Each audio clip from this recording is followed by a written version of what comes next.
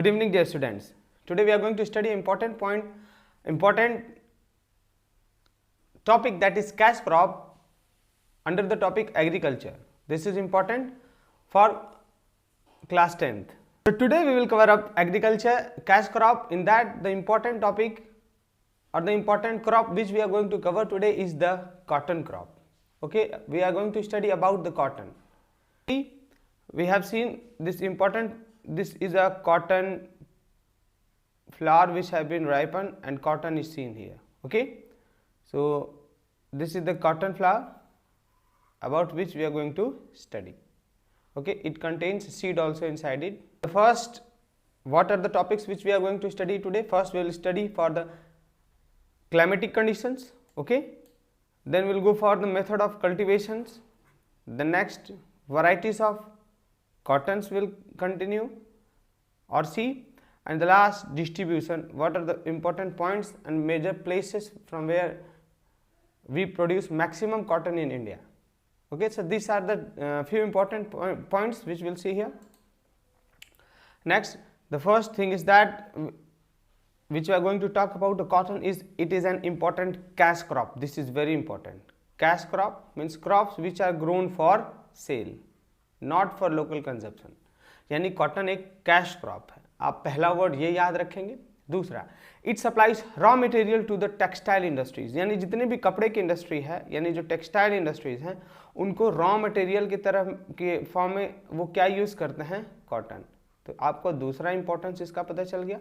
This are very important for textile industries because they are the raw material. Next, it is a tropical crop. Tropical crop का मतलब ये ऐसा crop है जिसको tropics reason में बोलते हैं, यानी आप बोल सकते हो जहाँ टेम्परेचर ज़्यादा हो, ह्यूमिडिटी ज़्यादा हो, यानी जहाँ पे समर साउथ वेस्ट मानसून का इन्फ्लुएंस होता हो, यानी जहाँ पे मानसून पे की वजह से ज़्यादा रेनफॉल हो, यानी इक्वेटर के आसपास वाले क्षेत्र में आप इसको क्या बोलते हो? Tropical crop. It is grown as a kharif crop. ये सबसे खास बात है. खरीफ का मतलब जब मानसून आ रहा हो ना तब, यानी जून जुलाई में हम इसको उगाते हैं. Clear? And grows well in black soil. सबसे ज़्यादा इसका प्रोडक्शन किस सॉइल में आता है? ब्लैक सॉइल में.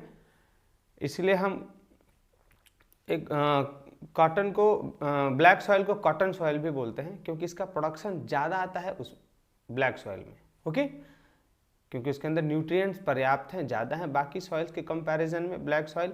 इसलिए black soil supports soil exhausting crops like sugar cane and cotton. तो आपको ये इतने पॉइंट्स क्लियर हो गए. अब आगे बढ़ रहे हैं हम. Next, climatic conditions. What are the various important climatic conditions required for the growth of the cotton, यानी कॉटन की ग्रोथ के लिए क्या क्लाइमेटिक कंडीशंस हैं उनको हम देख लेते हैं. First, temperature. Temperature it requires uniformly high, यानी पूरे साल हाई टेम्परेचर चाहिए. 21 to 30 during its sowing period, यानी जुलाई से सितंबर के महीने में 21 to 30 डिग्री सेल्सियस के आसपास टेम्परेचर रहेगा. इसका ग्रोथ शानदार होगा. नेक्स्ट, ड्यूरिंग अक्टूबर, यानी देखें यहाँ एक पर्टिकुलर मंथ बोला है अक्टूबर. अक्टूबर में इसके जो फ्लावर पॉट्स हैं ना, ये राइप हो जाते हैं, यानी इनको फटने का समय आ गया है. इन्हीं के अंदर होता है कॉटन. ओके, तो इनको फटने के लिए इनको बोलते हो आप कॉटन बॉल्स. देखें, कॉटन बॉल्स, इसको क्या बोलते हो आप? Cotton balls. In cotton balls को फटने के लिए temperature should B minimum 26 degree Celsius, यानी 26 डिग्री सेल्सियस से ऊपर होना चाहिए टेम्परेचर इसको फटने के लिए. ठीक है, अगर उतना नहीं हुआ then this cotton balls do not burst. ये खुलेंगे नहीं तो अंदर से कॉटन बाहर नहीं आएगा, ये अंदर वो फिर खराब हो जाते हैं. So during October temperature should be above 26 degree Celsius. आगे बढ़े. At least 200 frost free days. कितना इसको चाहिए? 200 frost free days are required. Why? Because cotton plant is extremely sensitive to frost, यानी कॉटन प्लांट जो होता है ना, वो फ्रॉस्ट के प्रति बहुत ज़्यादा सेंसिटिव होता है. अगर बहुत काफ़ी घना, अगर फ्रॉस्ट काफ़ी दिनों तक रहा देन दैट विल डिस्ट्रॉय और damage the cotton plant. Okay, तो this is also important for the climatic condition of the cotton.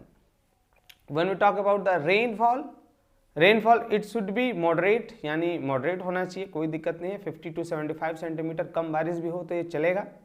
Okay, after flowering dry weather is needed, ये खास बात है। आफ्टर फ्लावरिंग यानी जब फ्लावर्स हो गया है, यानी जब ये कॉटन बॉल बर्स्ट हो चुका है, तो उसके बाद कैसा हमको मौसम चाहिए, हमको चाहिए बिल्कुल dry weather. Okay, rainfall during the boll opening, यानी जब बॉल ओपन हो गया है उसके बाद अगर बारिश हुई, and harvesting is harmful to the plant at is make them vulnerable to the pest and disease. ये इंपॉर्टेंट पॉइंट है, आप एग्जाम पॉइंट ऑफ व्यू से जरूर याद रखें।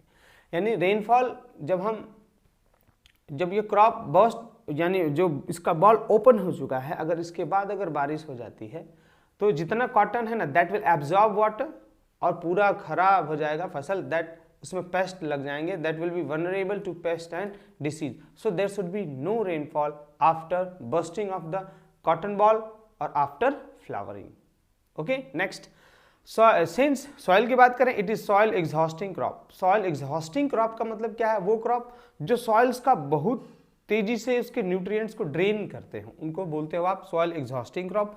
एग्जाम्पल लेंगे तो आगे आपका शुगर केन, कॉटन, ये दोनों सॉइल एग्जॉस्टिंग क्रॉप है, यानी न्यूट्रिएंट्स को बहुत तेजी से ड्रेन करते हैं। तो फिर प्रॉब्लम क्या है, प्रॉब्लम फिर होता है किसान को, उसको ज़्यादा मैन्योरिंग करनी पड़ेगी, ज़्यादा फर्टिलाइजर देना पड़ेगा, ये खास होता है। फिर देखें, drained clayey soil rich in lime and phosphorus.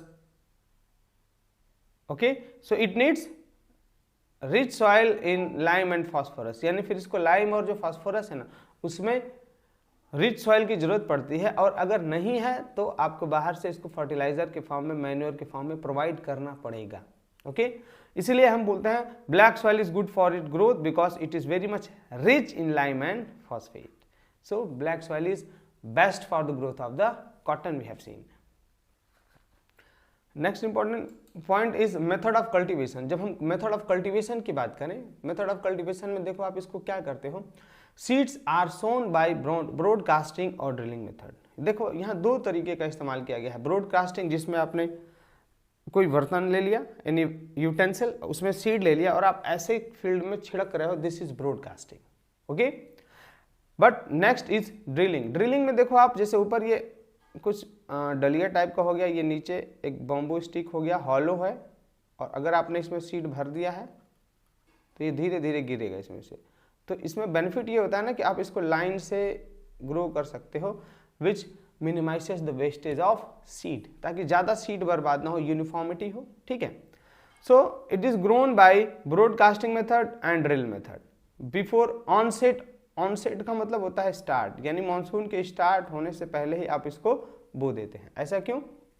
क्योंकि ब्लैक सॉइल में अगर एक बार बारिश हो गई तो उसकी वाटर एब्जॉर्बिंग प्रॉपर्टी भी तो बहुत खतरनाक है, वहाँ फिर आप जल्दी ट्रैक्टर वगैरह या कुछ चला नहीं पाएंगे, क्योंकि बहुत स्लिपरी हो जाता है। Okay, seedling must been hoed. Hoed का मतलब उसको सफाई करना होता है। हॉड का मतलब सपोज करो एक छोटा सा एक ये प्लांट हो गया, ठीक है, अब इसके अगल बगल अगर बहुत छोटे छोटे ग्रास उग गए ना ऐसे ऐसे, तो आपको उनको साफ करना होगा, इसको आप बोलते हो हॉड।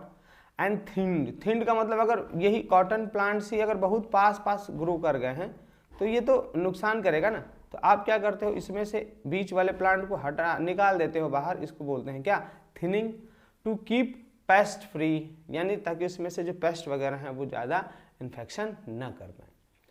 ठीक है, हमने उसको ग्रो कर दिया हार्वेस्टिंग से, ड्रिल मेथड से, उसके बीच से हमने ग्रासेस को, अनवांटेड ग्रासेस निकाल दिए, अनवांटेड प्लांट्स निकाल दिए, जिसको आपने बोला हमने उसकी थिनिंग कर दी। नाउ अब वो क्रॉप बड़ा हो गया, अब हम उसकी हार्वेस्टिंग की बात करेंगे। Crop is harvested in the month of October. अक्टूबर में कब? When cotton bolls ripe and burst. Okay, अब कॉटन बॉल्स जब बर्स्ट हो जाते हैं तब हम इनको तोड़ते हैं। अब देखो ये it is done 3 to 4 times का कॉन्सेप्ट क्या है, सपोज करो एक प्लांट हो गया ना, ये फ्लावर पहले का था, ये उसके बाद में आया, ये उसके बाद में आया, ये फ्लावर उसके बाद में आया, ये सब फ्लावर हैं 1 2 3 4। अब पहले ये राइप होगा तो फार्मर इसको पहले तोड़ के जाएगा, अब इन दोनों को, तीनों को छोड़ के जाएगा, अगली बार अब इसको तोड़ेगा, इसलिए बोला पिकिंग्स और basically collection of this cotton is done 3 or 4 times. 3 या 4 बार में आप इसको तोड़ते हो, एक बार नहीं तोड़ सकते हो, क्योंकि फ्लावर बेसिकली अलग अलग समय पे क्या होते हैं, वो राइप होते हैं। प्रोसेसिंग, अब तोड़ लिया हमने, उसको ले आए। आफ्टर हार्वेस्टिंग, यानी इसको तोड़ के ले आने के बाद processing is done by hand और बाय मशीन, यानी इसके देखो प्रोसेसिंग में क्या करते हैं, मशीन एट इज गिंड देखें। अब आप इसमें इसको क्या करते हो, देखो देखें आप, ये जो अनवांटेड ये ब्राउन ब्राउन कलर का ये सब दिख रहा है ना, इसको निकालना है तब तो आपको ये प्योर कॉटन मिलेगा। इस कॉटन के अंदर सीड्स हैं, इनको निकालना है तब तो आपको कॉटन मिलेगा। इसी सब प्रोसेस यानी इन्हीं से अनवांटेड सब्सटेंस को निकालने को ही हम गिनिंग बोलते हैं। क्या बोलते हैं? गिनिंग बोलेंगे। अभी आप देखो मशीन इट इज गिन्ड। गिनिंग क्या है ये इंपॉर्टेंट है, very very very important for ये एग्जाम पॉइंट ऑफ व्यू। ये एग्जाम के लिए याद रखिएगा, कंपल्सरी, बार बार इसी को पूछता है। गिनिंग क्या है? Process of separation of cotton fibre, हमने आपको दिखाया था अभी, रेसे जो है सफेद सफेद उनको फाइबर बोलेंगे, from the cotton seed is called ginning. यानी जो कॉटन सीड से हमने इसको रिमूव किया, इसको हम क्या बोलते हैं? गिनिंग बोलेंगे। Earlier it was done by hand, पहले इसको लोग हाथ से किया करते थे, उसको पूरा सेपरेट करते थे। ये बहुत ना लेबर इंटेंसिव क्रॉप था, मतलब बहुत ज़्यादा लेबरों की जरूरत पड़ती थी इसमें। लेकिन अब ये किससे किया जाता है? It is done by cotton gin. Cotton gin एक मशीन है, वो क्या करती है ना कि कॉटन से उसके जो ये ग्रेन्स वगैरह हैं या कॉटन सीड है या जिसको इसके अंदर हस्क है, उस सबको अलग कर देती है, सेपरेट कर देती है। टेक्नोलॉजी के हिसाब से अब इवोल्यूशन जरूरी है ना, तो मशीनें आ गई हैं जिसमें आप फूल को सीधे ले जाके फेंकेंगे और वो पूरा अलग अलग करके आपको फ्रेश कॉटन लिंट दे देगा। Okay, next you see, before ginning cotton goes through the dryer to remove. यानी अगर गिनिंग से पहले की हम बात करें तो क्या करते हैं, इसको देखो ड्रायर्स में हम इसको भेजते हैं, ड्रायर से पास कर देते हैं ताकि उसके अंदर जो भी नमी है वो बाहर निकल गया। देन उसके बाद हम जो कॉटन है उसको मशीन से साफ कर देते हैं और उसके बाद गिन स्टैंड से उसको पास कर देते हैं, and where the circular saw removes. अब जो वो हमने देखा था कॉटन गिन मशीन थी ना, उसमें गोल गोल गोल गोल वो चलता रहता है, उसमें छोटे छोटे नुकीले सॉ लगे हैं जो कॉटन के जो लिंट्स हैं ना उनको पकड़ के अलग कर देंगे, और बाकी जो उसके अंदर से जो अनवांटेड सब्सटेंस है, सीड हो गया और उसके फ्लावर के जैसे सेपल्स हो गया, ये सब होता है ना पार्ट, उनको वो पूरी तरह उसमें से क्या करता है? अलग कर देता है। ठीक है ना, फ्रॉम द कॉटन लिंट। लिंट्स, अब जब मान लीजिए आपको फ्रेश जो कॉटन के लिंट का मतलब जो कॉटन का रेशा दिख रहा है ना वाइट वाइट कलर का, आप इसको बोलते हो कॉटन लिंट। देखो ये जो रेशा है ना, ये सफेद सफेद कलर का, आप इसको लिंट बोलोगे। ओके, अब जो ये लिंट हो गया ना, इसको आप धो लेते हैं पानी में और फिर इसको कॉम्ब करके, ठीक है ना, फाइबर का एक मास बना लिया जाता है जिसको हम बोलते हैं क्या? सिल्वर बोलते हैं। तो अगर सिल्वर का डिफिनेशन पूछे तो आप यहां से इसको ले लेंगे। देखो fibers are washed and then come to form a यहाँ से लिखोगे a rope like mass of fiber is called silver। Okay, किसका होता है? कॉटन का। rope like mass fiber of cotton is called silver। ये आपका सिल्वर का डिफिनेशन हो गया। Next, silver is fed. अब जो बचा हुआ जो रेशा है ना, उसको हम एक जगह इकट्ठा कर देते हैं और हम उसको कॉटन को एक बाल यानी इकट्ठा कर लेते हैं, जिसको क्या बोला जाता है? Cotton yarn. Seed obtain from graining. अब देखो उसमें से हमने देखा था कॉटन सीड निकल रहा है, उसका इस्तेमाल, this is use for extracting oil. Oil का इस्तेमाल करते हैं उसमें से, मतलब उस सीड को हम ऑयल अलग निकाल लेंगे और उसमें से ऑयल का केक जो बचता है उसको अलग निकाल लेते हैं। तो ऑयल अलग हो गया और ऑयल केक अलग हो गया। अब ऑयल केक वगैरह का यूज जानवरों को खिलाने में करते हैं। पंजाब वगैरह में तो सीधे कॉटन सीड्स को ही जानवरों को खिलाया जाता है। ठीक है, जैसे हमारे यहाँ मस्टर्ड केक को एज ए फॉडर यूज़ करते हैं, वहाँ कॉटन केक को यूज़ करते हैं वो किसकी तरह? फॉडर की तरह। तो आपको याद रखना होगा कुछ प्रोसेस। यहाँ अगर आप देख लें, कॉटन बॉल्स में से हम गिनिंग कर देते हैं, यानी सीड्स को निकाल लिया, फिर जो कॉटन फाइबर बन गया स्पष्ट, उसकी हम बुनाई कर देते हैं तो बनता है कॉटन यार्न। और उस कॉटन यार्न जो पतला पतला रेशा होता है ना, उसको हम मशीन में ले जाते हैं, जो धागा बोलते हैं ना वही है, उसको फिर मशीन्स जो बहुत बड़ी बड़ी इंडस्ट्रीज हैं कपड़े की, उसमें ले जाते हैं तो क्या बना देता है? Cotton fibre. और वही कॉटन फाइबर से ही हमारे कपड़े बनते हैं जिसको हम पहनते हैं। ओके, सो आई होप आपको ये समझ में आया। देखो अगर रेनफॉल हो गया हो, आप यहाँ स्ट्रक्चर देखें, ये फोटो देखें, अगर बारिश हो जाए, जब ये बॉल ओपन है उस वक्त अगर बारिश हो जाए तो देखो पूरी तरह से ये बर्बाद हो जाता है फसल, इसका फिर कोई यूज़ नहीं है, सिर्फ इसको कीट फतंगे पेस्ट वगैरह खा जाते हैं, वो किसान की किसी काम का नहीं है। So there should be no rainfall. Next, varieties of cotton when you talk on the basis of length. एक साल ये क्वेश्चन पूछा था बोर्ड में कि on the basis of length categorise और how many type of cotton are there, name there. तो length के बेसिस पे नेम पूछा था, इसलिए हमने इसको यहाँ रख दिया है कि शायद दोबारा अगर पूछ ले तो आपको याद होना चाहिए। आपको बस नेम याद रखना है और उसका लेंथ याद रखना है। ओके, फॉर एग्जांपल इसी फर्स्ट आप देखेंगे यहाँ सुपीरियर लॉन्ग स्टेपल, इसका लेंथ 27 मिलीमीटर, ये 33% टोटल प्रोडक्शन का करता है। लॉन्ग स्टेपल का लेंथ 24.5 टू 26 मिलीमीटर, ये फाइन क्वालिटी क्लॉथ बनाने में इसका इस्तेमाल करते हैं लॉन्ग स्टेपल का। ओके, सुपीरियर मीडियम स्टेपल ये है 20 टू 24 मिलीमीटर, सबसे ज़्यादा ये प्रोडक्शन होता है 37%। Super medium staple, fine quality cloth की अगर हम बात करें तो long staple, superior medium staple की अगर हम बात करें तो सबसे ज़्यादा आउटपुट देता है ये। सबसे बड़ा अगर हम बात करें लेंथ किसका होता है तो superior long staple. You have to learn the only length that is 27 millimetre, long staple 24.5 millimetre to 26 millimetre. तो ये आपका उसका लेंथ याद रखना है, एक बार ये बोर्ड में आया हुआ क्वेश्चन है इसलिए हमने उठाया इसको। मीडियम स्टेपल की बात करें 20 to 21.5 millimetre, and short staple सबसे it is smaller than 19। So you have to remember these names and the length of various what we say crops. Next, distribution of cotton, यानी कहाँ कहाँ ये मिलता है और उसमें क्या खास बात है। देखिए आप, the chief cotton growing areas in India are first you see north western Deccan region। Deccan अगर रीजन पूछे, देखिए बोर्ड में एक साल जब कॉपी चेक कर रहे थे तो वहाँ जैसे मान लो नाता, नर्मदा और ताप्ती, अगर आपने हमारे रिवर्स के ट्रिक का अगर वीडियो नहीं देखा है तो आप प्लीज़ उसको ज़रूर देख लें। जितनी भी सिलेबस में रिवर्स हैं हमने उसको ट्रिक के हिसाब से समझा दिया है और वो वही मैप में ड्रॉन होगा और आप उसको तुरंत पहले तो आप रिवर ही कर लेना, एग्जैक्ट होगा और वो 1 या 2 नंबर कंफर्म आएगा। देखो जो नर्मदा और ताप्ती है ना, ताप्ती के नीचे से आपका डेक्कन ट्रैप होना चाहिए और ईस्टर्न और वेस्टर्न घाट में कहीं टच नहीं करना चाहिए। यही अगर आपने ताप्ती रिवर को टच कर दिया तो भी गलत। इधर तो ये बोला कि नॉर्थ वेस्टर्न डेक्कन रीजन में, यानी इसका जो ऊपरी भाग है ना इस साइड में हम इसको ग्रो करते हैं।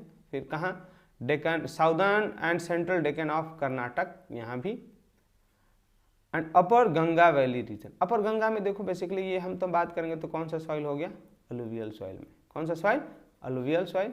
गंगा की वजह से कौन सा सॉइल डिपॉजिट होगा, अलुवियल सॉइल। यानी जहाँ इरिगेशन की फैसिलिटी अच्छी हो वहाँ इसको हम ग्रो कर सकते हैं। ओके, स्टेट्स की बात करें, it is produce maximum in Gujarat, Maharashtra, Andhra Pradesh and Telangana. Okay, so this are the important state which produce cotton. I hope आपको ये वीडियो इन्फॉर्मेटिव लगा हो, देन प्लीज़ शेयर करें, सब्सक्राइब करें मेरे चैनल को। और अगला जो वीडियो हम बना रहे हैं basically that will be of complete agriculture, यानी types of agriculture, problem of agriculture, basic questions जहाँ से पूछे जाते हैं वीट तक का हम एक वीडियो बनाएंगे, एक 1 सिंगल शॉट में। तो चूँकि ये चैप्टर बहुत बड़ा है तो एक शॉट में बनाना थोड़ा मुश्किल है, बिकॉज बच्चों को समझाना भी तो है। अगर एक शॉट में बनाएंगे तो लेंदी हो जाएगा, इसलिए हमने एक 1 शॉट वीडियो बनाया है बाकी लेक्चर्स के लिए। आप उसको जरूर देखें। Thank you, have a great day.